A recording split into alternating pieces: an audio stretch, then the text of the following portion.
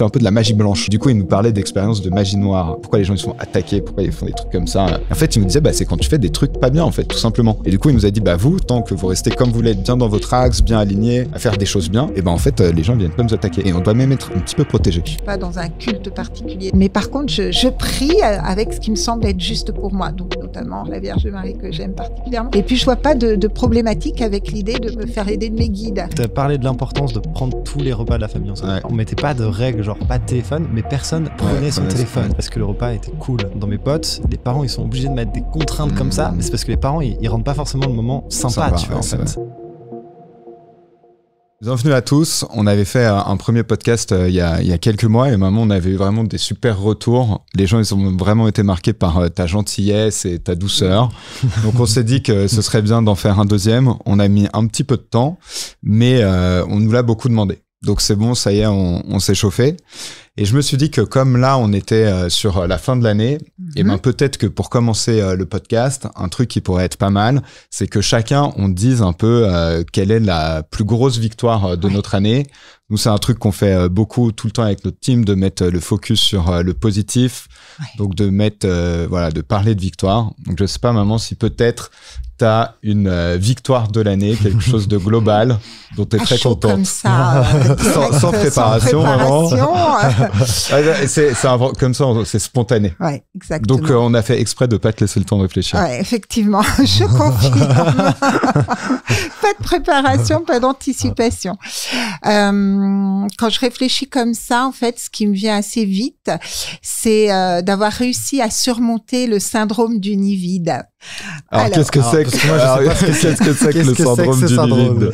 Alors, le syndrome, c'est ressentir en fait un grand vide, une grande tristesse lors du départ d'un de ses enfants, si on n'en a qu'un. Moi, c'était le dernier enfant, parce que finalement, comme on a eu 5 enfants, on a été longtemps avec des enfants. Ah ouais. Et donc, le départ de notre dernier enfant, de notre Cyprien, pour les États-Unis, en plus, il partait très, très loin. C'est vrai que c'était un petit peu compliqué de ressentir ce vide laissé par son absence, en fait. Comme on était beaucoup avec beaucoup d'animation autour de lui, il y avait beaucoup de jeunesse, beaucoup de monde tout le temps à la maison, encore avec lui. Et c'est vrai que ça fait vraiment une descente, quoi. Enfin, on a le sentiment que, waouh, c'est assez vertigineux. C'est vrai qu'il y a beaucoup nous, on est une famille de 5 enfants, on est beaucoup, donc finalement, avec papa, ça fait, je sais pas, 30 ans presque que vous n'avez pas été que tous les deux. Exactement comme nos grands sont restés ou sont revenus à un moment de leur vie. Du coup, effectivement, alors il y a cette ressenti que vraiment aussi, ça va peut-être être très difficile de surmonter ça. Et finalement, j'ai été assez fière de moi parce que j'ai senti que je repositionnais sur tout ce qui était important aussi pour lui, tout ce qui allait faire que lui, il allait se déployer ses ailes. Et c'est vrai que du coup, ça m'a beaucoup consolée, en fait. Je me suis fait beaucoup d'autoconsolation et de surmonter ça plutôt avec dignité. Je pense que c'est une victoire pour moi qui suis très maman, où j'ai vraiment mis mes enfants au cœur de ma vie. Et donc, du coup, ça a été... je pense que je peux dire que c'est une victoire pour moi, en tout cas. Très jolie victoire. Très belle victoire. Et d'ailleurs, sur ce point, le fait d'avoir mis ses enfants au cœur de votre vie, c'est une question qu'un de nos amis nous a posée il y a pas longtemps. Parce que pour réexpliquer rapidement, donc on est 5 enfants, donc il y a Audrey, moi, Édouard, Valentin, Cyprien, et en fait ce qui l'a marqué, c'est que tout le monde était bien dans sa vie, tout le monde était heureux, tout le monde avait bien réussi. Valentin, il est chirurgien, Audrey, elle a son étude notariale, mon Cyprien, il est sur la bonne voie aussi, moi, Édouard, on s'est associés, et du coup finalement sur 5 enfants, ils se demandaient comment est-ce que vous avez fait, c'était quoi votre recette secrète, et je sais qu'il y a beaucoup de parents sûrement qui se posent cette question. Comment on fait finalement pour bien élever ses enfants? Alors déjà, on n'a pas de grande recette. On ne lit pas tous les jours dans le grand grimoire comment faire. Moi, je pense que c'est beaucoup d'amour, en fait. C'est beaucoup d'amour et puis beaucoup d'attention. C'est une attention assez quotidienne aux besoins de chacun. Je pense qu'on s'est vraiment attaché à vraiment écouter les besoins de chacun, ses singularités, ses différences, ses particularités, tout en se disant que des fois, on était j'étais peut-être complètement à côté de la plaque. Hein. Enfin, vraiment, on n'est pas du tout des parents parfaits. Hein. Vraiment, comme je dis souvent à mes patients en consultation, on est des parents parfaits avant d'avoir des enfants, en fait. Hein. Donc voilà, donc pleinement imparfaits, mais pleinement humains. Et je pense que c'est ça, c'est vraiment être attentif, en fait, attentif à leurs états d'âme, à leurs états émotionnels, à leurs moments un peu plus difficiles. Ne pas retenir aussi le fait qu'ils puissent se prendre des murs. Hein, que je dis aussi souvent en consultation, on peut pas leur éviter de souffrir, on peut pas leur éviter d'être triste, on peut pas leur éviter les épreuves de la vie. Et ça, je pense que cette conscience-là, ça aide aussi beaucoup à pas prendre une charge de culpabilité qui n'a pas lieu d'être, en fait. Et c'est vraiment les accompagner, être à côté, en accompagnement. Parce que moi, j'ai l'impression que quelque chose que vous avez bien fait avec papa, c'est vraiment de mettre ses enfants au cœur de sa vie et que vous avez jamais subi le fait d'avoir des enfants. Absolument jamais. Alors, j'ai l'impression qu'il y a des gens, ils sont un petit peu en PLS quand même. Ouais. Ça, je le vois même avec 2-3 enfants, alors que toi, à chaque fois que t'en parles, même quand on était enfant, bah, on a presque l'impression que c'était tes meilleures années. Ah oui, complètement. Mais je voulais des enfants à 5 ans. Donc, à 5 ans, je voulais déjà avoir un enfant, moi. Donc, c'est vrai que tous les petits-enfants qui passaient autour de moi, même toute petite, j'étais fascinée. J'étais vraiment en admiration. C'était vraiment l'idée d'être mère, ça a toujours été en moi, en fait. Et est-ce que tu dirais que si t'avais pu en avoir plus que 5, t'aurais essayé d'en avoir plus. Ouais, je crois que oui. C'est papa, lui, qui disait, bon, t'en aurais eu combien, maman? Peut-être 7, 8. Famille à rallonge. Mais vraiment, oui, le bonheur, en fait. Vraiment la joie profonde. Ouais. L'idée de merci la vie, quoi, en fait. La gratitude à l'idée d'un enfant. Et un enfant, en plus, en bonne santé, donc vraiment encore plus en gratitude. Et c'est vrai que je dis toujours, quand les enfants, les choses se passent quand même plutôt facilement. Après, il y a des moments plus difficiles, hein, plus douloureux, mais globalement, ça, c'est très encourageant pour quelqu'un comme moi qui désirait vraiment être maman plusieurs fois, d'en avoir plusieurs. C'est vrai que c'est facilitant. Est-ce que tu vois des différences peut-être dans la façon dont vous avez éduqué les enfants entre, par exemple, moi et Edouard? Parce qu'on a quand même 10 ans d'écart. Ouais, du coup, il y a 3 plus grands, 2 plus petits. Ouais. Comment c'est? Est-ce que vous avez vu une différence entre les deux? Oui, moi, en retour, le retour de témoignage déjà de vous, c'est visiblement, t'étais pas exactement la même maman. Non, effectivement. Plus cool pour les petits. Vraiment ça, beaucoup plus cool, beaucoup plus cool pour Edouard et Cyprien. Ça, c'est vrai que je le reconnais complètement. En tant que jeune maman, j'avais 25 ans pour mon premier enfant. C'est vrai qu'on est, il y a plein de choses qu'on veut contrôler beaucoup plus. Et puis voilà, des exigences qu'on a avec soi-même. Voilà, c'est vraiment, on sent qu'il y a plus de tension, il y a moins de souplesse. Après, dans l'expérience de la maternité, c'est vrai que je me suis sentie m'assouplir de plus en plus. Enfin, voilà, être beaucoup plus indulgente, tolérante. Donc, effectivement, on n'est pas la même maman pour ses premiers enfants ou les derniers. Hein, ça, j'en suis complètement consciente. Mais le retour, c'était ça aussi. Hein, toutes les autorisations qu'ont les plus jeunes par rapport aux aînés, ça va plus vite. Après, on n'était pas à plaindre non plus, même en premier. Et je me souviens, tu nous disais tout le temps un truc, surtout quand on commençait à sortir, quand on était ado. Tu nous disais toujours, je vous fais confiance. Oui. Et du coup, c'est la première step. Ouais. Et fallait pas briser la confiance. Voilà, exactement ça. Et du coup, tant que ça, c'était bon, tu nous laissais beaucoup de liberté. Moi, un truc qui nous a marqué, je pense, quand on était enfant, c'est que nous, on n'a jamais été punis. Oui. On n'a jamais eu de punition. Ouais, 100%. Personne n'allait au coin, personne n'avait des...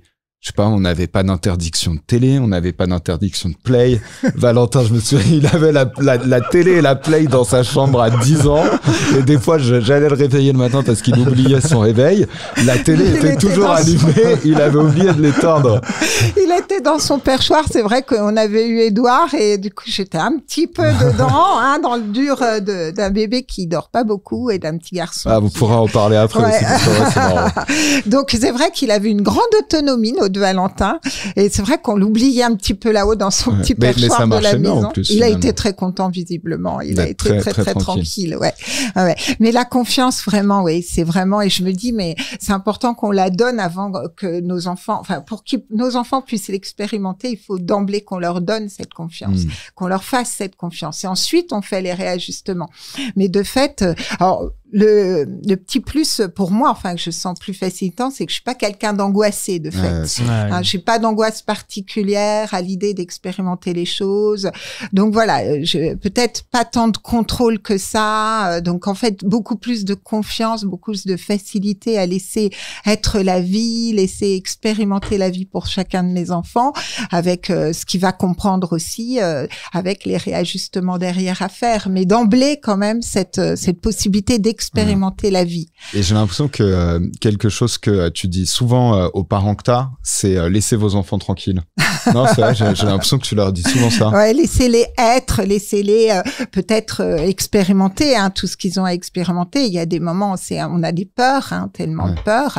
Mais pour autant, moi, je pense que c'est grandissant de les laisser aller et de comprendre. Après, on parle, on discute, on communique beaucoup. Ça, c'est la communication, elle est aussi au centre de l'éducation. Ouais, et justement, par rapport à la communication, moi, je me souviens qu'un truc qu'on faisait tout le temps, c'était tous les repas ensemble. Ouais, ça, c'est vrai. On prenait tous les repas ensemble. Et d'ailleurs, je me souviens, toi, quand tu avais fait un discours pour maman, je crois, à ses 50 ans, je crois, où tu as parlé de l'importance de prendre tous les repas de la famille ensemble. Ouais. Et ça, c'est vrai que tous les soirs, peu importe l'heure, on le faisait tous ensemble ce repas. Et c'était hyper important. Les petits et les grands, en fait. C'est comme les daily stand-up en start-up. Tu gères la famille de la même manière qu'une boîte. Donc, non, mais c'est vrai. Et c'est vrai que c'est important. Et d'ailleurs, c'est vrai, je m'en souviens, c'est parce que j'avais vu un TED Talks d'un mec qui disait c'est quoi les 7 critères des personnes qui réussissent le mieux. Et il avait fait une étude en prenant Bill Gates, beaucoup de milliardaires, et il disait qu'un truc dont on parle jamais, en fait, c'est l'importance de leur famille. Et qu'en fait, toutes les personnes qui ont réussi le mieux ont eu une famille très entourante, très aimante, qui les a beaucoup soutenus. Et nous, c'est quelque chose, c'est vrai qu'on a eu quand même beaucoup de chance. Moi, je me souviens quand je suis revenu à la maison plusieurs fois parce que je savais plus quoi faire de ma vie. Dans des périodes un petit peu complexes. Turbulence. Grosse turbulence. Vous m'avez jamais mis la pression avec papa. Vous m'avez toujours rien dit. Vous me laissiez faire. Là, c'est vraiment ce que je partage aussi beaucoup à mes patients, mes jeunes patients qui viennent jusqu'à moi. Je dis, c'est vraiment que tes parents puissent comprendre qu'il faut te laisser tranquille, en fait. C'est que, voilà, les choses de la vie vont se remettre en route à partir du moment où on sent pas la pression de, alors tu fais quoi aujourd'hui? Alors c'est quoi le programme? Alors c'est quoi la suite? Alors est-ce que tu as des idées pour demain? Est-ce que tu as des idées pour après? Et ça, nous, on sentait que c'était complètement contre-productif. J'attendais vraiment que la vie se remette en route. c'est ça. C'était pas une mauvaise période. Non, c'était pas une mauvaise période. On était tous ensemble et c'était cool. En vrai. Ouais. Et voilà. Et tu ne devenais pas le problème. Et c'est voilà, ce que tu ressentais pas encore en toi comme étant la voie d'acheminement, d'accomplissement, c'était pas un problème. Et ça devenait pas le problème de la famille. Et ça, je pense que c'est très important. 100%. Quand quelque chose ne devient pas le problème et tu prends toute la place, prends toute l'énergie. Et là, on se disait non, mais voilà, on est ensemble. Il attend que la vie se remette en route. Simplement. C'est ça. La vie va se remettre mais c'est que sur le fait de manger tous ensemble, j'avais vu une étude là-dessus qui disait que la probabilité de réussite de quelqu'un, en fait, elle n'était pas tant liée à son milieu social, ni à si ses parents avaient de l'argent ou pas, mais au nombre de repas qu'ils prenaient en famille. Ils avaient fait, ils avaient fait une vraie étude là-dessus.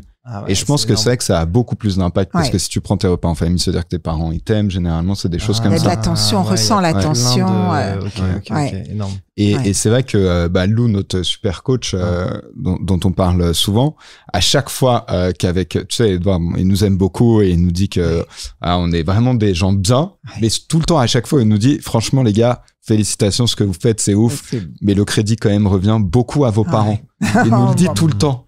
Et c'est que je pense que ça a beaucoup plus d'importance que ce qu'on pourrait imaginer dans la réussite de quelqu'un. Ah oui, c'est une base en fait. Je pense, je dis toujours un peu, c'est les piliers du temple, quoi. C'est vraiment pour sa construction. C'est vraiment tellement important cette attention dans les repas partagés. C'est vrai que pas de télé, pas d'autres, pas de portable, rien qui vienne perturber ce moment précieux. Hein. C'est le moment de qualité de la journée quand on se retrouve comme ça.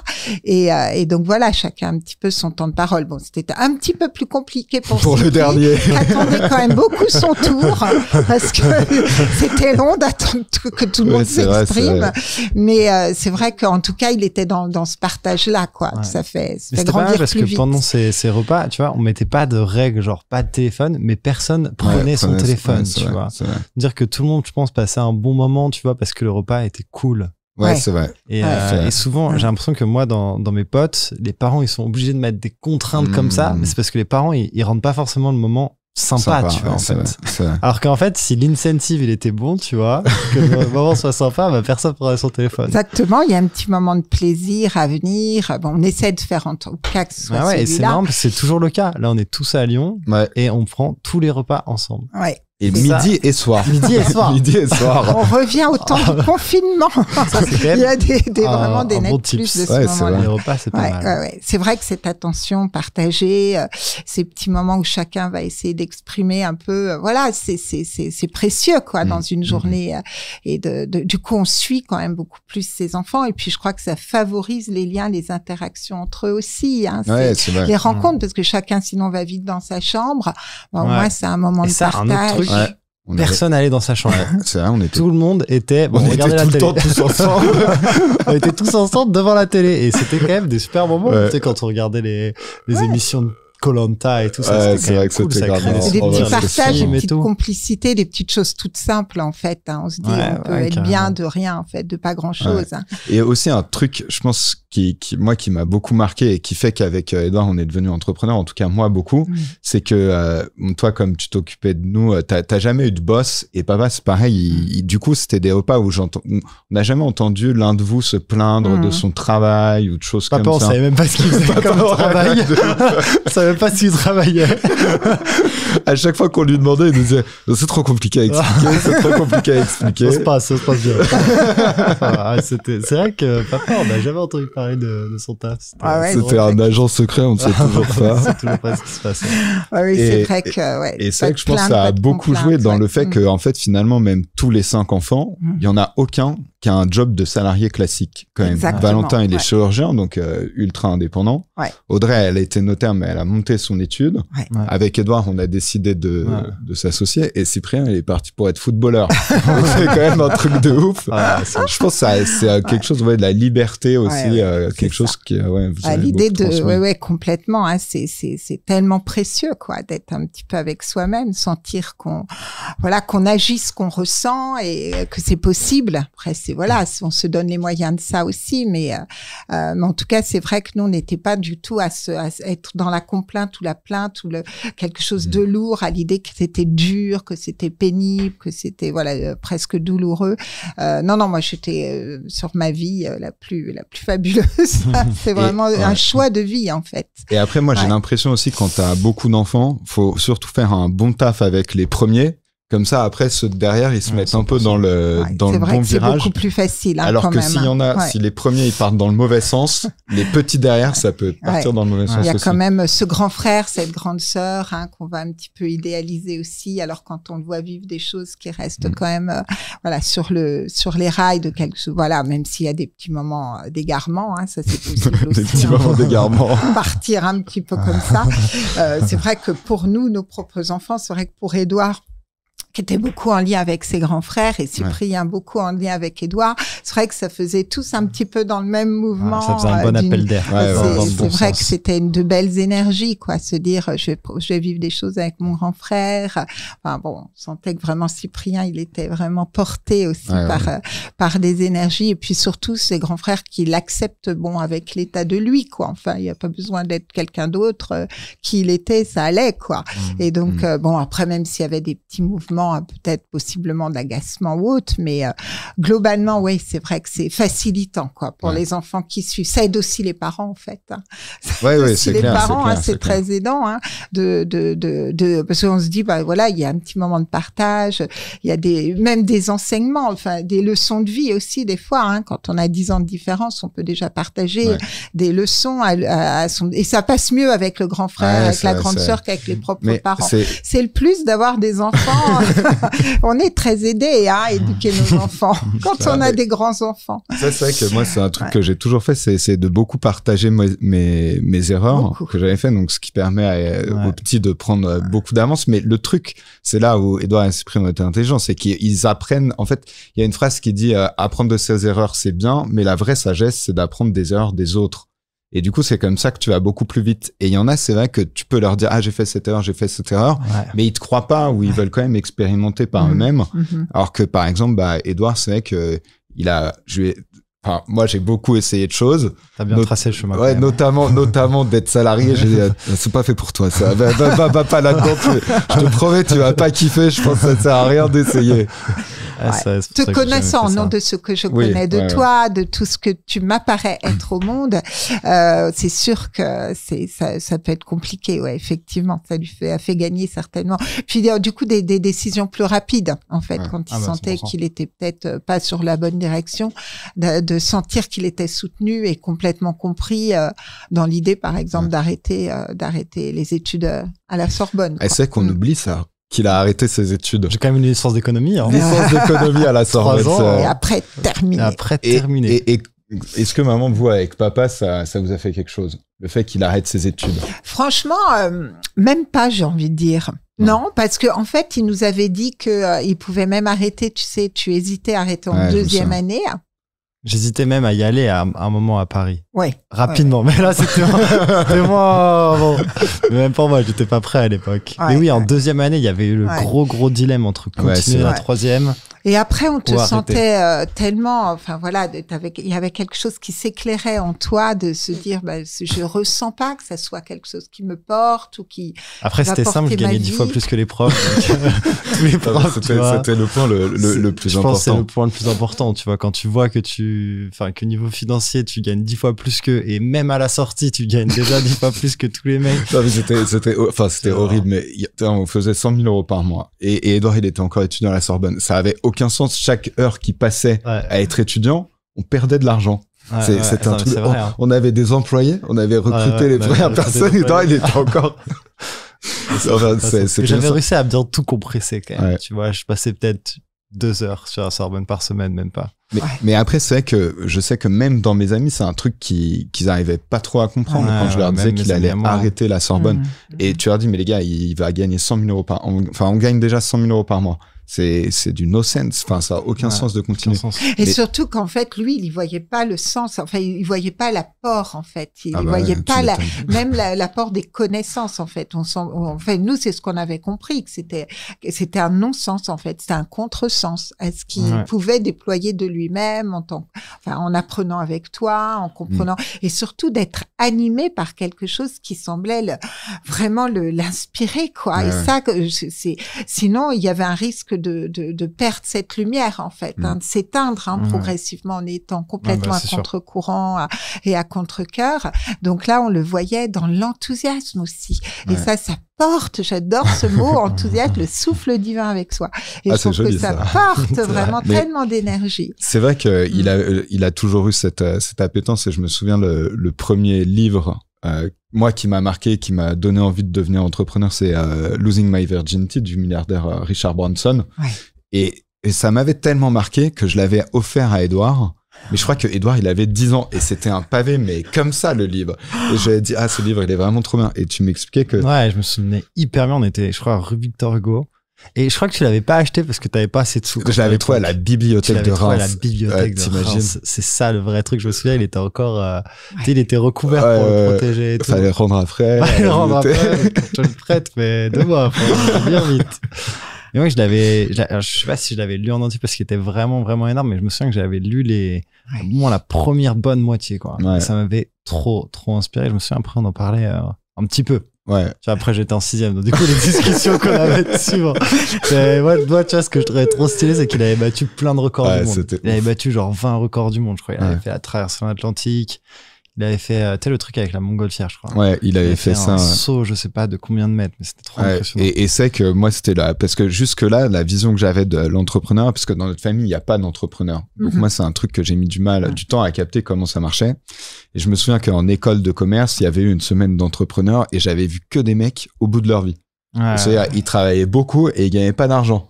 Et je m'étais dit, mais ça a l'air nul l'entrepreneuriat en fait. Je comprends pas pourquoi les gens ils font ça. Et après j'ai lu la bio de Branson. Et Branson, ce qui était ouf, c'est que bon, il était milliardaire et je trouvais ça ultra impressionnant, mais surtout, il avait l'air de kiffer sa vie de ouf, de tout le temps s'amuser. Et c'est vrai que du coup, là, ça fait une petite transition à un truc super cool qui nous est arrivé. C'est qu'il y a pas longtemps, il y a un ami en fait, un de nos amis qui a fait partie du mastermind de Richard Branson. L'année dernière, donc il l'a rencontré sur son île privée qui s'appelle Necker Island, qu'il l'a acheté quand il avait 28 ans, je crois. Donc J'ai un peu de retard. On a un petit peu de retard. Edouard, il a encore du temps. Edouard, il a encore du temps, mais moi, j'ai un peu de retard. Et du coup, il nous a recommandé pour pouvoir participer à son mastermind. Et Branson, c'est un peu notre idole. Et donc, on a candidaté. C'était il y a quelques semaines. On avait eu un premier tour. On a été pris. Du coup, on a passé le deuxième tour. Donc là, c'est vraiment les candidatures où je me suis dit, je donne tout ce que j'ai. Je vais essayer de faire en sorte que ce soit le mieux possible. Et après, la semaine dernière, on a passé les interviews. Alors, ce qui est marrant, c'est qu'on a dû candidater tous les deux séparément. Oui. On ne pouvait pas candidater ensemble. Donc, on s'est dit, Edouard, il a 23 ans. Donc, il y a quand même plus de chances d'être pris. Donc, j'ai fait l'interview avant. Comme ça, si je suis pas pris, au moins, on aura les questions. Et Edouard, il le faisait le lendemain. Et en fait, j'ai été pris. Et du coup, après, Edouard, il a été pris aussi. Donc, ça veut dire que là, dans quelques semaines, on va rencontrer Branson sur son île privée en plus, sur Necker Island. Donc là, on était vraiment trop contents. Et puis Branson, encore plus pour toi que pour moi, parce que toi, c'est quelqu'un qui était sur ton vision board. Pendant 4 ans. Depuis 4 ans. Sur mon premier vision board, il était dessus. Et c'est vrai que c'est ouf de se dire que, je me souviens, j'avais commencé à faire ces choses-là, de mindset un peu en 2019. Et presque tout ce que j'ai mis dessus, c'est passé. Alors que rencontrer Branson, celle-ci, elle est dure à aller chercher quand même. Sacré défi à réaliser. Prochain, c'est Elon Musk. Elon Musk courant. On va demander à l'univers, mais franchement, Branson, donc ça va être vraiment cool. La puissance des vision boards, on en parlait, c'était extraordinaire d'être.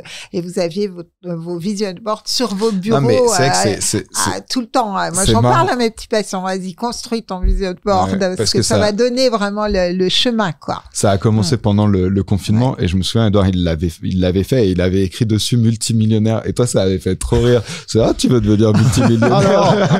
C'était marrant. Elle est énorme, la step. On était à 000. Mais moi aussi, c'est vrai que sur mon vision board, il y a des mecs comme Sam Owens, on l'a rencontré. Puis aussi, le petit tip qu'on avait, c'est on avait fait les vision boards sur des petites slides.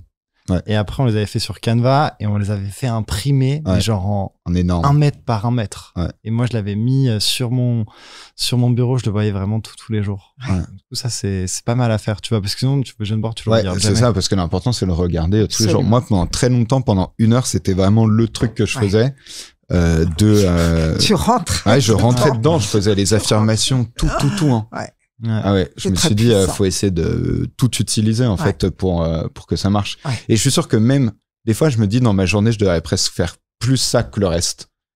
Tu vois? Non mais c'est vrai. Il va rien faire. Laissez-moi méditer. Alors aujourd'hui, je médite. Peut-être je vais dire à Mathis, moi non les gars, je fais pas rien, je médite. Non mais un livre qui est trop stylé là-dessus et c'est un des seuls livres qu'a lu Doudou. Comment ça s'appelle? The Surrender Experiment. C'est un peu ça en plus. J'ai lu vraiment 3 livres, je crois, dans ma vie. Et The Surrender Experiment, c'est l'histoire d'un mec qui devient milliardaire, je crois, presque. Ou multimillionnaire, qui introduit sa société en bourse. Pas loin de milliardaire. Et qui arrive à faire tout ça dans une forêt, en vrai. Qui arrive à faire ça au fin fond d'une forêt. Et il explique comment la méditation et la visualisation sont une grosse raison de son succès. Parce que j'ai l'impression qu'il passait genre limite 3 heures par jour à méditer. C'est un truc de ouf. Et ce qui est trop stylé, c'est que dans Surrender Experiment, c'est vraiment l'idée que genre il laisse venir les choses à lui et en fait il force rien. Et en fait, dans son livre, il explique comment il est passé vraiment de hippie à multimillionnaire, mais t'as l'impression que ça a été facile, quoi. Qu'il a même pas fait exprès. Mais de ouf. Et que c'est juste, il a résolu les problèmes qui lui venaient dans sa vie et c'est comme ça qu'il arrive à... Mais je trouve que c'est un peu le principe du Tao. C'est quand t'es vraiment dans le lâcher prise et t'essaies d'être dans le flow de la vie 100%. Et il y a tout qui te vient. Et nous, en vrai, quand même, moi, je sais qu'il y a plein de trucs qui me sont arrivés où tu te dis ça arrive comme ça, de nulle part. Et enfin, c'est ouf. Ça se connecte avec même pour des personnes que tu recrutes dans ta team, quelqu'un qui va candidater, c'est un profil que tu cherches depuis longtemps. Et là, il y a quelqu'un qui t'envoie un mail pour te dire est-ce que tu recherches ça. Ça nous est arrivé 2-3 fois, moi. Sur des gros postes. Donc ça, et c'est vrai que finalement, des fois, quand on repense à là où on a commencé il y a 5 ans, on était presque, on était à 0. Moi, j'étais même en négatif. Moi, j'étais même en négatif. Je devais encore rembourser mon prêt étudiant. À maintenant, on est presque millionnaire. C'est quand même incroyable. Et des fois, même moi, j'ai du mal à réaliser. Même moi. Ouais. Moi, je réalise Tout le monde. rien du tout. Ouais, c'est ouf. Très difficile. Surtout quand on se retrouve en famille dans le même endroit, toi dormant sur la paillasse en dessous de ton frère. Ouais. C'est vrai que c'est compliqué quand même de se dire, en fait, c'est comme avant, tout est comme avant. C'est vrai que c'est assez impressionnant. Ouais. Non, donc, c'est vraiment chouette. Donc, maman, ta victoire, c'est d'avoir réussi à surmonter le nid vide. Ouais. Très jolie victoire. Très belle victoire. Doudou. La victoire, je pense, c'est cette année, c'est avoir développé quand même le marché américain, qu'on a bien développé. Donc, pour mettre un peu de perspective et de contexte, je crois qu'on arrive en mai, quelque chose comme ça, sur la boîte. La boîte commence à quand même bien tourner. On a des bonnes personnes aux bons endroits. Et donc, du coup, moi, je me retrouve à un moment où j'ai plus grand-chose à faire. Et je me souviens, maman, il m'avait vraiment dit, on était dans sa chambre, on était à Lyon, et il avait vraiment dit, c'était après un morning, il me dit, t'inquiète pas, les États-Unis, j'en fais mon affaire. C'est moi qui prends tout. J'y vais comme une brute et ça va le faire. Non, mais en France, on était bien parce que ça commençait à croître un peu sans nous. Et donc, du coup, je pense que c'était le bon moment, même si quand même on travaille encore beaucoup sur la France, pour faire les États-Unis. Et donc, du coup, on arrive, je crois, c'est en mai, mi-mai, le 20 mai, quelque chose comme ça. Je me dis, ok, vas-y, les États-Unis, je donne tout ce que j'ai là. C'était genre, je crois que j'avais genre 20 jours avant de rentrer en France pour faire le truc de BFM. Et donc, du coup, je me dis, vas-y, je lance tout, je veux que les ads soient lancés. Donc, je lance les ads, je me rends compte qu'on est sur le bon chemin, etc.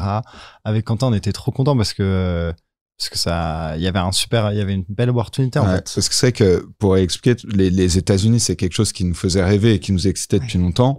Mais nous, on avait toujours été sur la France, et du coup, dans ces masterminds, on voyait les Américains et on se disait, ah, mais ils ont l'air vraiment chauds, ces Américains. La compétition, elle doit être beaucoup plus dure. En marketing, ils sont beaucoup plus forts.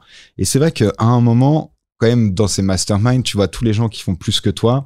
Et c'est pas trop une question d'argent, mais c'est une question de faire partie des meilleurs. Et Doudou était quand même complètement obsédé par ça. C'est que quand on allait dans les masterminds, il notait le nom de toutes les personnes qui faisaient plus que nous. Incroyable. Et après, il allait leur parler pour essayer de comprendre, mais qu'est-ce qu'ils ont en plus? Comment ça se fait que eux, ils fassent plus? Qu'est-ce qu'ils ont compris que nous, on n'a pas compris? Exactement. Et en fait, à un moment, on s'est quand même dit avec Edouard, en fait, c'est peut-être juste parce qu'ils ont un marché 10 fois plus gros. Qui font 10 fois plus. Raison. Et peut-être pas la seule, mais mais une des grosses raisons quand même. Une des grosses raisons quand même. C'est quand même un marché 10 fois plus gros. Donc, on lance en mars et puis en juin, on arrive à faire une vente. En juillet, genre, je crois qu'on fait 10. Août, on était un peu en vacances, donc on fait un petit peu moins. Mais ce qui était ouf, c'est que quand on a lancé les ads, du coup, nous, on a des moyens de tester très rapidement, en fait, pour voir si on était loin, si on n'était pas loin. Et je pense que c'est vrai que ça faisait très longtemps on n'avait pas été aussi excité par quelque chose. C'est vrai. Franchement, je pense encore plus que quand on a lancé la boîte. Parce que quand on a lancé la boîte en France, il y avait quand même beaucoup de douleur. C'est vrai que, moi, je me souviens beaucoup de pression. Beaucoup, tu sais, j'étais au pied du mur quand même. Il fallait réussir. Alors que là, les États-Unis, c'était plus stratégique, je trouvais. On savait exactement ce qu'on allait faire en fonction des données qu'on allait avoir. Ouais, c'était lancer un nouveau marché, c'est vraiment totalement différent que lancer une nouvelle boîte, je trouve. Ouais. Donc c'était très excitant. Et Edouard, du coup, il s'est remis dans les tranchées à faire des calls en anglais, maman. Énorme. Il faisait des calls en anglais et je le voyais jusqu'à minuit et tout. Horrible. Avec le décalage horaire. C'était horrible. Ah ouais, non, ça parce que je vois, on lance les ads, ça marche, on fait des calls, mais on n'arrive pas à faire de vente. Donc c'était trop frustrant. Et je me souviens pendant 10 jours, je fais est-ce que je dois retourner dans les tranchées là, je vais me faire fouetter par les Américains. Et nous là, mon coach il me dit, Edouard, faut que tu y ailles là, faut que tu ailles allumer le feu, tu vois. Donc, du coup, dès que je me suis remis, à la force de taper dans le mur, à la force, il disait tout le temps ça, à la force de taper dans le mur, Edouard, ça va céder un moment. Du coup, je retourne dans les calls et je crois vraiment, je retourne dans les calls et 3 jours après, la personne, parce qu'il y avait un no-sales français qui s'était mis sur les US et fait la première vente. Puis moi, genre, un jour après, je refais une nouvelle vente. Du coup, c'est ça qui a lancé. Et puis en juillet, on a recruté le premier Américain. Ça s'est bien passé. Ça, c'était quand même ouf de recruter des Américains et de se dire, ma team, il n'y a pas que des Français, il y a aussi des Américains. Mais c'est que ça, je trouve, c'est une image assez stylée, le fait de se dire, des fois, il faut savoir allumer le feu. Et les thérapeutes qu'on accompagne, c'est ça qu'ils doivent faire. Et c'est pour ça que parfois, c'est un peu dur. Mais il faut se dire que, en fait, t'allumes le feu. C'est le plus dur à faire, c'est créer l'étincelle. Et après, le feu, faut juste le faire grandir. Et c'est deux jobs complètement différents. Donc là, Doudou, il avait bien allumé le feu quand même. Ouais, et en vrai, c'est pour ça qu'il y en a plein d'entrepreneurs quand même qui réussissent pas, tu vois. Ouais, parce qu'ils arrivent. Allumer le feu, c'est le plus dur. C'est le plus dur. Horrible. Ouais. Très, très après, c'est que ça genre. Ça permet tellement de choses après. Faire pas quelque chose de nouveau, c'est faire quelque chose plus en quantité, tu vois. Faire quelque chose de nouveau, c'est chaud, quoi. Ouais. Mais en vrai, après, on n'a pas trop douté, tu vois, sur les États-Unis. Moi, j'étais sûr qu'on allait réussir à un moment, tu vois. Moi aussi. Ça pouvait nous prendre un mois ou un an. Et c'était, je pense, une comme tu dis, excitation c'est une très grosse excitation de mettre de l'énergie là-dedans. C'est quand même c'est quelque chose qui est un peu waouh, quoi. Il y a un défi là, il y a quelque chose qui vous drive complètement, hein. Je sens et c'est vrai que c'est une énergie de vie parce que on avait demandé à un de nos amis entrepreneurs qui était assez chaud et il nous avait dit qu'il y a beaucoup de Français qui avaient essayé de faire ça, donc des coachs assez connus en France. Et qui s'étaient quand même tous cassés les dents, en fait. Parce que c'est beaucoup plus dur que ce qu'on pense. Et il nous a dit la bonne raison de le faire, c'est si ça vous excite. Voilà. Parce qu'en fait, c'est ce que tu disais là, Sam Altman, le CEO de OpenAI, il a l'intelligence artificielle, c'est ce qu'il dit, la caractéristique la plus importante, c'est la détermination. Finalement, si t'es assez... Ouais, vraiment, c'est trop intéressant. Puis la persévérance quand même, hein, parce que c'est pas juste l'impulse, quoi. Faut quand même tenir dedans, détermination, persévérance. Et que c'est pas être plus intelligent que les autres, c'est pas être... c'est vraiment la détermination. Et sur les US, je pense qu'on a été bien déterminés. Ouais, surtout Doudou, parce que j'ai presque rien fait. Non, j'ai presque j'étais là à me soutenir. J'ai fait le produit quand même. Après, j'ai fait le produit. C'était quand même horrible, ça aussi. Et puis surtout, la détermination, tu vois, c'est pas genre t'es déterminé un mois et puis exactement ça. Faut rester parce que là, dedans, faut rester, tu vois, ça fait 6 mois. Il faut rester déterminé, quoi. Faut pas lâcher. Parce que dès que tu lâches, après, ça va à volo, c'est pas bon. Mais c'est ce qu'il nous disait, Lou, ce que tu disais là, à force de taper dans le mur, à un moment, le mur finit par tomber quand même. Et du coup, on était quand même comme ça, on tapait dans le mur, on tapait dans le mur. Comme des autistes un peu, mais comme des autistes. Je tape dans le mur. C'est ça, ta team. On tape dans le mur. Et on a bien réussi. Et puis là, du coup, ça fait quoi? Ça fait 6 mois peut-être. Maintenant, on a une petite équipe. On a 3 vendeurs. Le mois dernier, on a fait un super bon mois. Donc, le mois dernier, c'était le premier mois où on a fait 100K quand même sur les États-Unis. Que sur les États-Unis. En étant profitable. Donc ça, c'était bien cool. Et même moi, j'ai encore du mal à me dire, tu vois. Qu'on a une team américaine. On a une team aux États-Unis. Qu'on a des thérapeutes qu'on aide aux États-Unis, tu vois. C'est ouf, tu vois. C'est incroyable. Il y a des thérapeutes qui sont à Los Angeles. Puis même, ce qui est cool aussi, c'est que la boîte, elle est 24 sur 24, elle est en mouvement tout le temps. Il y a un truc qui se passe. Et c'est voir que aussi les thérapeutes américains, ils ont les mêmes besoins finalement. C'est ce que tu disais. Ils ont vraiment les mêmes besoins en fait. Tous les endroits du monde, du petit village français à la grande ville aux États-Unis, ils ont les mêmes besoins. Ils ont même besoin d'être aidés visiblement avec les mêmes programmes. C'est vraiment Sylvie, 40 ans, hypnothérapeute, qui habite, je sais pas, en Moselle. Son équivalent, c'est Karen, 40 ans, qui habite dans le Texas, quoi. Exactement. Et elles ont les mêmes peurs, les mêmes problèmes, les mêmes envies. Et les mêmes fausses croyances. Les mêmes fausses croyances. C'est un truc de ouf. Mais que ça soit aux États-Unis, parce qu'on fait aussi le Canada. On fait aussi les United Kingdom. Donc le Royaume-Uni. Et c'est les mêmes. Et d'ailleurs, maman, ce qui est ouf, si on te l'a montré, c'est que ton ads, ta pub française, on l'a mis aux États-Unis. Et elle marche trop bien. Et c'est exactement... Avec l'intelligence artificielle, c'est game changer. C'est incroyable. Je parle super bien anglais. Du coup, t'as un accent de ouf. Extraordinaire. J'ai énormément progressé. Très rapidement, je suis un esprit fulgurant. Et c'est vrai que... c'est ouf. Alors, les gens t'ont beaucoup vu en France. Et là, aux États-Unis, maintenant, tu vas devenir pareil. C'est ça. Une star. On va faire les podcasts pareil. On va tout faire en anglais. Donc non, franchement super. Ça c'était quand même ça que c'est une de nos grosses victoires. Et c'est quand on fait, en fait c'est marrant parce qu'en plus les Américains sont très différents des Français. Donc les deux teams, la française et la team américaine, et c'est pas du tout le même type de personnes. Donc franchement c'est vraiment très marrant. Mais c'est que après nous on l'a fait parce que du coup on aime beaucoup les États-Unis, on aime beaucoup les Américains. Et je sais pas pourquoi, mais quand on va là-bas, on se sent bien un peu. Chez vous. C'est vrai. On dit souvent que... vous vous sentez accueilli. C'est notre cœur est français, mais notre esprit est américain. C'est vrai que là, on y était il y a 3 semaines, un truc comme ça. Et c'est vrai que ces Américains sont quand même vraiment sympas. Et en France, on a un peu une mauvaise vision des Américains. mais ils sont quand même vraiment gentils en vrai. Ah, moi, j'adore passer oui, du temps aux surtout États-Unis, après avec des gens successful, pour autant dans une grande simplicité. Vous nous partagez ça à chaque fois. Moi, ça me touche, parce qu'ils restent extrêmement à l'écoute. Tu vois, t'avais quand même beaucoup discuté avec Sam Ovens, dans un des masterminds. T'avais été touché par l'idée qu'ils prennent du temps avec toi, petit jeune d'une vingtaine d'années, quoi, qui vient de nulle part un peu, et qui prennent le temps de s'intéresser, de comprendre. Enfin, c'était c'est vrai que c'est incroyable de voir. Ils sont très accessibles. Ils sont super accessibles. Et de voir ces Américains, tu vois, genre, qui vivent à New York, qui viennent de Los Angeles. Alors, moi, quand j'étais petit, qu'on habitait à Pont-Saint-Vincent, peut-être tu regardes les films qui se passent à New York, à Los Angeles, tu fais, oh là, déjà, si j'y vais une fois dans ma vie, ça sera fou. Mais là, travailler avec des gens comme ça, c'est et c'est vrai que c'était marrant parce que du coup, on y allait pour un mastermind et là-bas, tu sais, ils te classent par, en fait, chaque table, c'est des niveaux de revenus.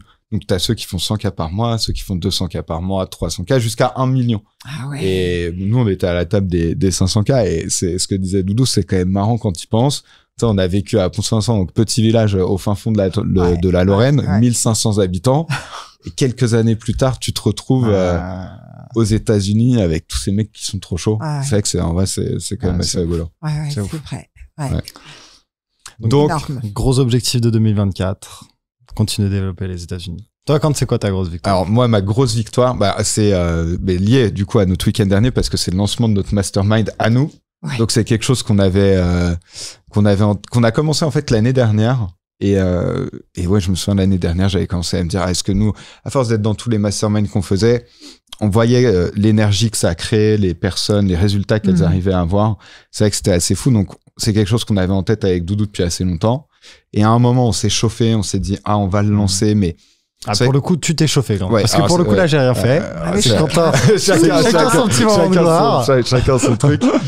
Et c'est vrai que je m'étais dit, mais... Parce que, en gros, dans notre programme, tu sais, l'accélérateur de cabinet, l'académie, on aide les gens à vraiment aller à 5-6 000 euros par mois. Il y en a qui arrivent à aller à beaucoup plus, 10-12 000 euros.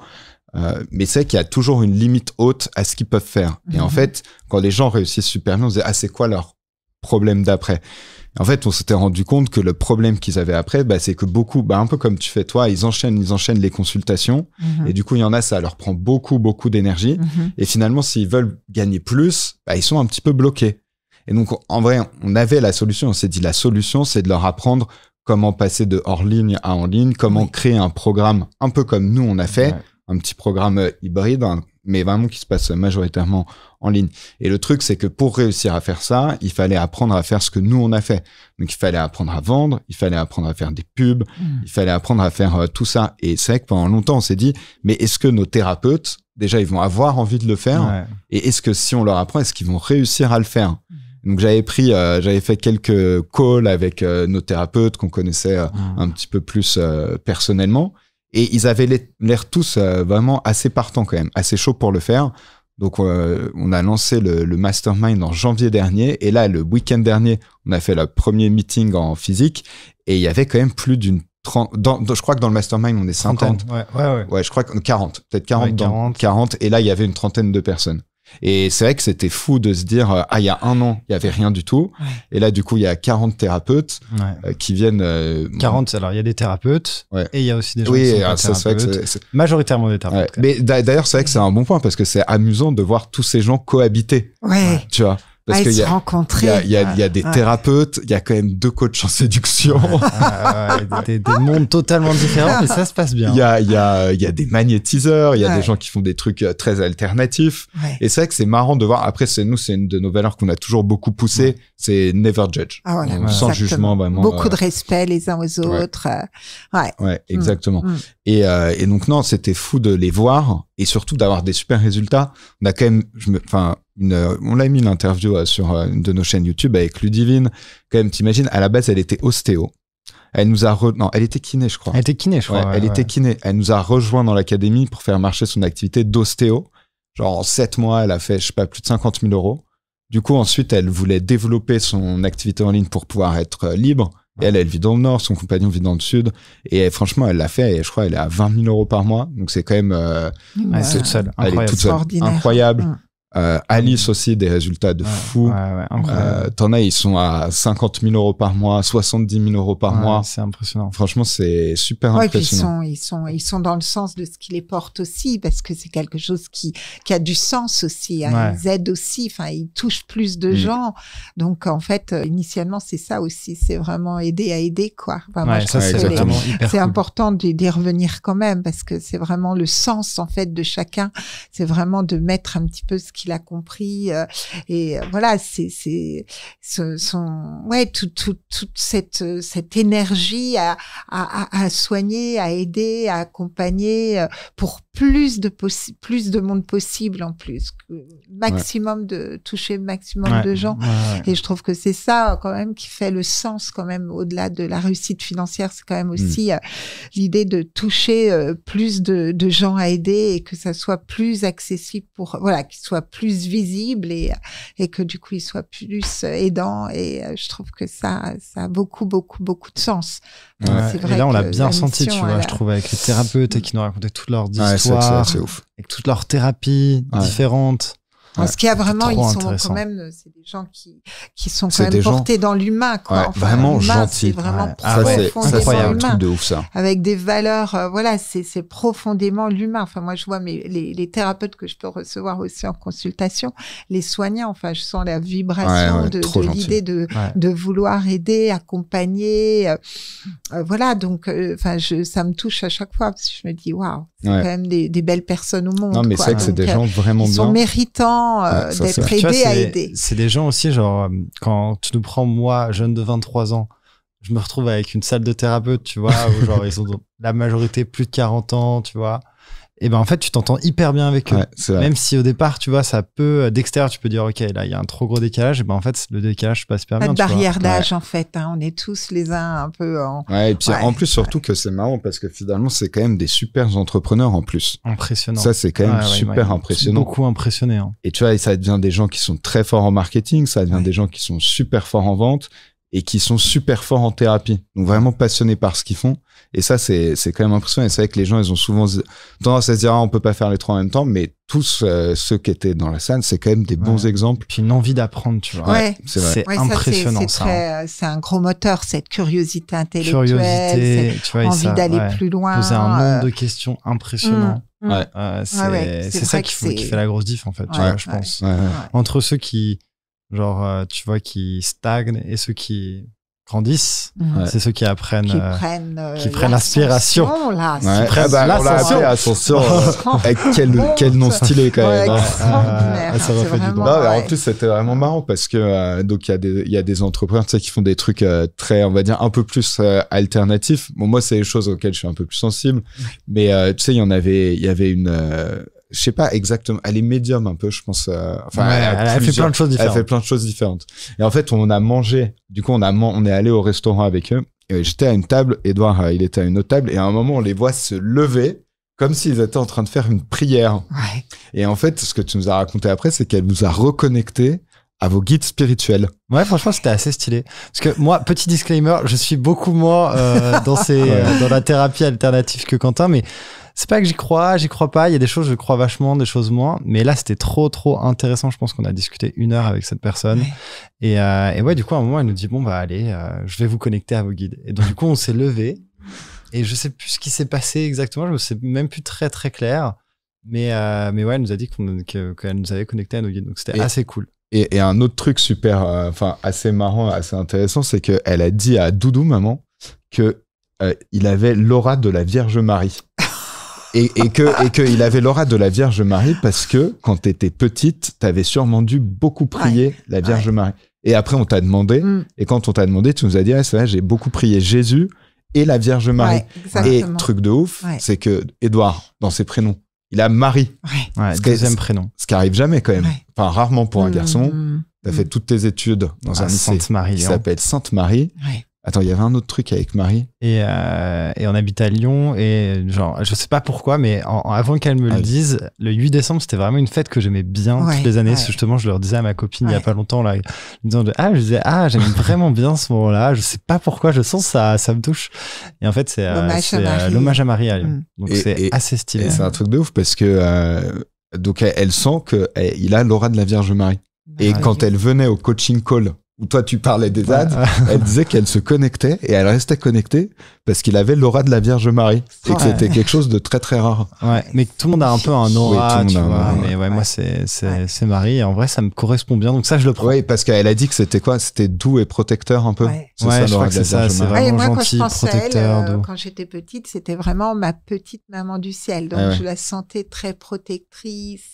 Enfin voilà, en tout cas c'est comme ça que je ressentais. Mais ce qui était assez stylé, c'est qu'on avait dit à maman que on lui avait pas dit tout ça, que j'avais l'aura de Marie, etc. On lui avait dit il y a pas une personne que tu priais quand t'étais petite, etc. Et tu nous avais dit Marie, la petite Marie, la petite maman du ciel, voilà, c'est ça. Donc non, c'était vraiment assez intéressant. Et elle nous a dit qu'on était tous très connectés à la lumière. Sinon, elle nous aurait pas rejoint le mastermind. Et sinon, elle aurait pas rejoint le mastermind parce qu'avant de rejoindre le mastermind, elle a demandé à ses guides spirituels si elle pouvait rejoindre, si c'était une bonne idée de rejoindre le guide. Et ses guides lui ont répondu oui. Tout simplement. Ça, c'est bien. La seule cœur. C'est important parce qu'il y a quelqu'un d'autre du mastermind qui nous disait la même chose. Parce que, alors lui, c'est quelqu'un qui fait, là, ça a semblé complètement perché aux gens, mais qui fait un peu de la magie blanche. Et du coup, il nous parlait d'expériences de magie noire. Et je disais, mais pourquoi les gens ils se font attaquer? Pourquoi ils font des trucs comme ça? Et en fait, il nous disait, c'est quand tu fais des trucs pas bien, en fait, tout simplement. Et du coup, il nous a dit, vous, tant que vous restez comme vous l'êtes, bien dans votre axe, bien aligné, à faire des choses bien, et en fait, les gens viennent pas nous attaquer. Et on doit même être un petit peu protégé. Ouais, ce qui nous avait dit. Non, ça, franchement, c'était assez marrant. Et en plus, quand on me dit ça, cette personne-là qui t'a dit qu'elle avait l'aura de la Vierge Marie, c'est quelqu'un qui fait 100K par mois. Donc, c'est une entrepreneuse vraiment forte, une ancienne directrice financière. Donc, c'est pas du tout quelqu'un, on se dit, il est pas ancré, il est complètement perché. C'est ça qui était vraiment cool à voir, tu vois. C'est qu'elle était vraiment bien ancrée, bien alignée, tu vois, les pieds bien dans le sol. Et pourtant, elle avait toute cette partie spirituelle. Mais en fait, ce qui est assez cool dans ce mastermind, en voyant les gens, c'est qu'on peut parler de sujets comme ça, hyper perchés, tu vois, quand on dit de manger, etc. Mais ensuite, elle peut te poser une question sur mon hook, là, tu vois, qu'est-ce que t'en penses? Et parler des ventes, tu vois. De ouf. Et du coup, c'est bien, on a la bonne balance. Mais c'est parce que, tu vois, c'est un peu nous, tu vois. Toi, t'es vachement quand même spirituel de ouf. Moi, un peu moins, mais donc, du coup, c'est un bon mélange. T'as fait c'est pas pour ça mal qu'il y a autant de d'expériences thérapeutes qui se rejoignent. Personnellement, c'est vrai. Mais c'est comme quoi, il y a un monde où c'est possible parce que pour ces thérapeutes-là, ça les touche aussi, en fait. Ouais. Et même les gens qui étaient moins spirituels, tu vois, il y en a dans notre mastermind. J'ai l'impression que ça s'ouvre quand même, tu vois. Ils sont tous je suis d'accord. ouverts ou en train de s'ouvrir de plus en plus, tu vois. Parce que toutes ces histoires, ça intrigue à chaque fois. Ça intrigue. Et puis quand même, en plus, là, on en discutait en mangeant, mais c'est vrai que c'est marrant. Moi, celui qui nous racontait quand il était avec les chamans et tout, les batailles dans l'astral, c'était vraiment marrant. Et il disait des trucs vraiment intéressants sur la vie. Donc non, franchement, c'était vraiment chouette. C'était vraiment chouette ça. C'est important d'avoir une énorme ouverture d'esprit, puis voilà, se laisser un petit peu. Et puis il y a pas de jugement, tu vois. Pas de jugement. Ça c'était cool. Non, je pense que c'est vrai qu'il y a vraiment un range qui est très très ouvert et de gens très très différents. Puis on aime tous se laisser raconter des histoires aussi. Hein. Moi, ça, depuis que je suis toute petite, j'adore les histoires des gens. Voilà, c'est vraiment, j'adore écouter les gens raconter. Depuis toute petite, dans le village où j'étais chez ma grand-mère, j'allais vraiment dans plein d'endroits, dans plein de maisons, vers des voisins très âgés, des fois, écouter les histoires de vie, écouter des histoires. Puis là, quand elles sont perchées comme ça, les histoires. C'est vrai c'est encore capté, plus intéressant, tu vois. Non, c'est clair. Non, franchement, ça marque, mais non, ça marche super bien. Et c'est vrai qu'il y a beaucoup de personnes qui font des choses, tu vois, les annales akashiques, il y avait 2 personnes juste dans cette niche-là, quand même. Mais non, franchement, super smart. C'était un bon moment. Et c'était la première fois qu'on le faisait, donc on savait pas du tout comment est-ce que ça allait, parce que pour l'instant, on fait beaucoup les choses en ligne. Et c'est vrai que là, le fait de rencontrer les gens en virtuel, en réel, tu sais pas ce que ça va donner. Est-ce que mais il y a vraiment une belle énergie. Ça prend en fait. Mais quelque chose, les gens sont bien plu, en fait, dans ce que je comprends. Hein. Ils ont interagi. Et d'ailleurs, maman, ils voulaient tous te rencontrer. Ouais, c'est ce que j'allais dire. Ça fait plaisir. Vraie icône. On parlait, ils te voient partout dans les ads, dans les trucs comme ça. Ils disent, est-ce que vraiment elle est réelle, cette personne? Donc, on s'est dit, la prochaine fois, il faudra que tu viennes, maman. Ouais. Juste pour qu'ils puissent te toucher. C'est ça, la Madone. Je suis devenue la Madone. Non, mais attends, tu sais que dans le dernier podcast que j'ai fait, donc on le fait avec toi, et je sais plus qui c'est qui me disait ça, mais que limite on pourrait encore douter du fait que tu sois ma mère. Ah ouais, c'est ouais, ouf, parce ça, qu'il quand me même. sentait pas si proche que ça. Ah ouais. Bah, après les gens, elle était dure, ouais, celle-là. elle était dure. Mais c'est quand les gens ils doutent, après ils peuvent voir ce que tu fais. Bien sûr. Et non, on va faire des vlogs. Genre, de ouf, on va mettre de une ouf. caméra à 100% et on va voir que vraiment on passe du temps ensemble. Ouais, c'est vrai. Chaque fois qu'on peut se et c'est marrant parce que retrouver, du coup on a fait une photo aussi avec toute la team devant ta plaque, maman. Ah oui. Bah, tu sais, parce qu'on la voit partout. Ouais, Donc ouais. non. Il y a un mythe un peu. Il y a un petit mythe qui s'est créé. Un petit peu à la source C'est du la truc, source, quoi. c'est ça. C'est dans cet endroit-là. C'est vraiment ça. C'est l'intention. Je pense que tout le monde est connecté quand même dans une intention d'aider, en fait, d'apporter du mieux-être, avec chacun ce qu'il est et ce qui porte juste en lui, mais j'ai le sentiment qu'il y a cette connexion quand même de beaucoup de douceur, beaucoup d'amour, beaucoup enfin voilà, c'est vraiment, je pense que tout le monde est connecté par cette énergie-là. Et toi, maman, tu vois, quand on parle de guide spirituel, de trucs comme ça, toi, t'y crois pas, ou comment t'es oui. par rapport à Alors moi, ça? je me sens croyante. Alors ce que je dis souvent à mes patients, c'est que je me fais mon petit truc à moi. Tu le fais à ta sauce. Voilà, j'ai pris mes petits ingrédients et je fais ma petite recette. Voilà, il n'y a pas de particulièrement voilà, je suis pas dans un culte particulier, dans une idéologie ou tout ce qui est vraiment. Mais par contre, je me fais, voilà, je me sens croyante, enfin, d'obédience chrétienne au départ. Et mais voilà, je prie avec ce qui me semble être juste pour moi. Donc, notamment, oui, je suis vraiment sur la Vierge Marie que j'aime particulièrement, mais ça depuis que je suis toute petite. Et puis, je vois pas de problématique avec l'idée de possiblement aussi me faire aider de mes guides. Voilà. Donc, en fait, je m'approprie ma propre spiritualité. Et tu vois, par exemple, les vies passées, les choses comme ça. Ouais, après, voilà, je suis ouverte, hein, je sais que vous avez eu plusieurs vies ensemble. Attends, c'était bah, du coup la même personne au mastermind. Elle a fait un test avec la copine de Doudou. Ouais. Et apparemment, ils auraient 14 vies passées ensemble. C'est pour ça qu'on s'entendrait aussi bien. C'est à dire que, c'est un truc de fou quand même. Et que dans une de vos vies passées, vous étiez mariés à Rome. Ouais. D'où vous aimez autant Rome tous les deux. C'était assez ouf, ça, quand même. C'était ouf, quand même. Ouais, même ma copine qui est moins dans la spiritualité et tout, ça cliquait vraiment quand elle a dit ça. C'est ouf. Avec 14 vies passées ensemble, maman. Avec 14 vies, elle nous a dit que c'était beaucoup. Ah ouais, elle a dit que c'est vraiment beaucoup. Et là, du coup, 15e. 15e, peut-être, ouais, je sais pas comment elle compte, mais sûrement. Moi, je voudrais savoir avec papa. Là, ça serait surprenant qu'on en ait autant. Oh non, elle est dure, maman. Non, après, c'est vrai qu'Edouard et Anne, c'est une connexion, je sais pas, vous avez quel âge? Depuis qu'on a 12 ans, donc vraiment, ça fait longtemps. Mais après, regarde, papa et maman, ça fait combien de temps qu'ils se sont mariés? Ça fait combien de temps? Peut-être, voilà, 34 ans. 34 ans. Ah, il doit y avoir des... Mais même une seule vie, 34 ans, c'est déjà une seule vie. Non, après, moi, quand j'avais fait les régressions de vie passée, on m'avait dit qu'on avait tous dans la famille, donc même Audrey, Valentin, Cyprien et papa, beaucoup de vies passées ensemble aussi. Et la preuve, du coup, t'es une famille. Tu vois, c'est encore plus fort que ton compagnon. Donc, on en avait beaucoup. Oui, c'est vrai, avec papa, 34 ans de vie passée. Faudra sur un autre podcast, on pourra faire de la même façon que genre, comment élever tes enfants, comment avoir une relation c'est vrai que c'est ouf, hein. qui dure dans le temps. Ouais. Parce que je pense aussi le fait qu'on soit tous équilibrés, sans grosses insécurités, ça vient aussi du fait que vous soyez restés ensemble, je pense. Ouais, c'est vrai que après, pas rester ensemble à n'importe quel prix. Ça, je le précise toujours, hein, parce que rester ensemble pour rester ensemble, quand c'est dans la colère, dans la violence, dans quelque chose qui est complètement incompatible, et ça peut, à un moment, on ne sait jamais la durée de vie d'une histoire d'amour, hein, moi je le dis souvent. Mais en tout cas, en fait, après devenir plus tolérant. Enfin, moi, je me sentais beaucoup plus intolérante au comportement de papa que lui, il était au mien. C'est vrai que j'ai quand même beaucoup avancé là-dessus. J'ai beaucoup partagé ça avec mes patients en me disant que voilà, l'autre n'est pas un clone, hein, c'est vraiment quelqu'un de différent, quelqu'un de singulier, de complètement autre, et de travailler avec l'enrichissement par l'altérité, quoi.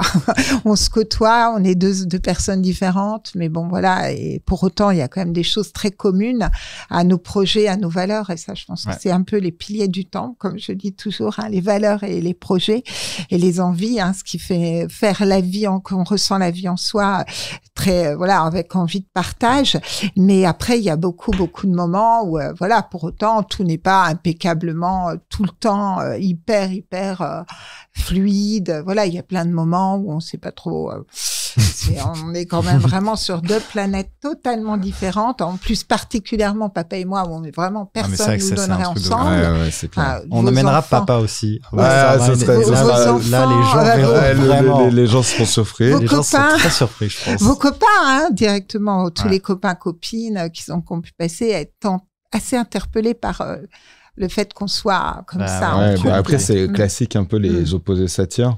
Oui, après, je pense que c'est plutôt que... comment dire moi, j'irais quand même des valeurs communes. Des valeurs communes, plus que tout. Et puis des projets.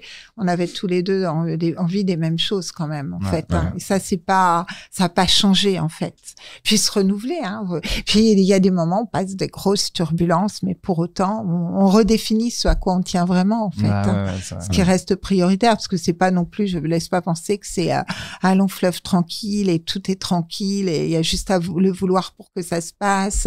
Voilà, c'est autre chose que ça, mais c'est intéressant de voir que voilà, on peut rester quand même dans la même embarcation et puis passer les zones de turbulence et s'accrocher quand même et reparler, communiquer, discuter, rééchanger. Voilà, c'est juste ça aussi. C'est mettre aussi là la communication aussi au centre. Ça c'est vraiment. Et puis tout pouvoir, jamais avoir peur de l'autre aussi. Moi je dis, hein, jamais avoir peur des réactions de l'autre. Se dire, moi j'ai besoin d'être moi avec qui je suis va. Et je me fais pas redéfinir par l'autre. Je suis qui je suis avec qui je suis. Donc voilà, être bien en clair que ça, que l'autre va pas vous déterminer ou vous redéfinir et être respectueux aussi. Voilà, l'un et l'autre dans sa façon de concevoir des choses différentes. C'est riche aussi pour des enfants. On n'est pas toujours d'accord. Hein.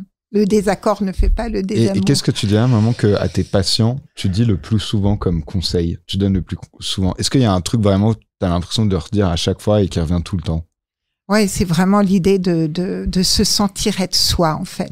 De se sentir être soi profondément. Parce que je vois beaucoup veulent essayer de coller aux attentes qui pensent être celles des autres pour eux.